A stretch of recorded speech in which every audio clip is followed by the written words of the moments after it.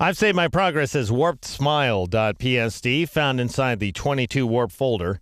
And in this exercise, we're going to finish off the teeth. And I want them to look a little bit less like these chiclets that are bumping out from the robot's face and a little more like a reflection, consistent with the other reflections that have been mapped onto this 3D object. So with the good smile layer still selected, we're going to apply a couple of layer effects here. For starters, drop down to the FX icon and choose Drop Shadow. And I'm going to apply an extremely subtle drop shadow effect, hopefully. So far, it's not extremely subtle. It's quite garish, in fact. Let's go ahead and change a few settings. First, click on the color swatch in order to bring up the color picker dialog box. And then I'm going to lift a color from the image itself by clicking out here inside of this reflection.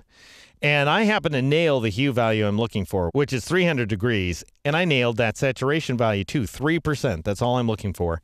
And I'm going to take the brightness value down to 50%. So 303 and 50 for the HSB values. Click OK in order to accept that. And now the angle's totally wrong. I want the drop shadow to go straight down. However, here's the problem. I've got Use Global Light selected, and there's a few other layer effects going on inside this composition. So if I were to change the angle value, I would modify the angle of the other directional effects as well, and I don't want to do that. So if you want to isolate your changes to just a single effect, as I do here, turn off Use Global Light. So that's step one.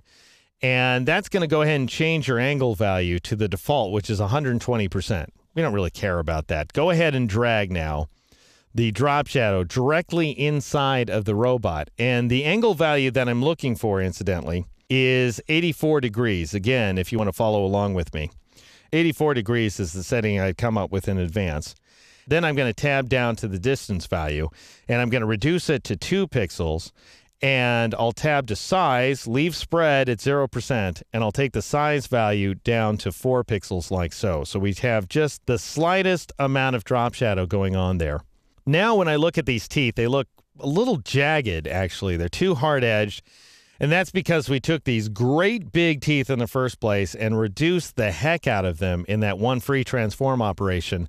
And as a result, we got some very sharp results. Now, we could soften the teeth using Gaussian blur or something along those lines, but then they would just look kind of murky. A better solution is to add a little bit of softness with outer glow. So I'm going to click on outer glow to turn it on, and initially we're going to get a really over-the-top effect here. I'm going to stick with white as my glow color, and I had established that as a default setting back in a previous chapter. If you're seeing yellow instead, just go ahead and click on that swatch there in order to bring up the color picker dialog box and reduce the saturation value to 0%. The brightness should be 100%. Hue doesn't matter where white is concerned. Click OK. And then I'm going to take the opacity value down to 30%. So we're really lowering the heck out of that. And I'm going to take the size value right there down to 4 pixels. So just a little bit of an outer glow going on. This is what the teeth look like without the outer glow, if you're looking here inside the image window. And this is what the teeth look like with the outer glow. So just a slight little burst of softening. And now I want you to switch back to blending options, which will take you back to the layer blending settings. And I'm going to reduce the fill opacity so that the teeth disappear into that robot in the background, so they look more like a reflection, as I was saying. And for my part, I arrived at a fill opacity value of 60%.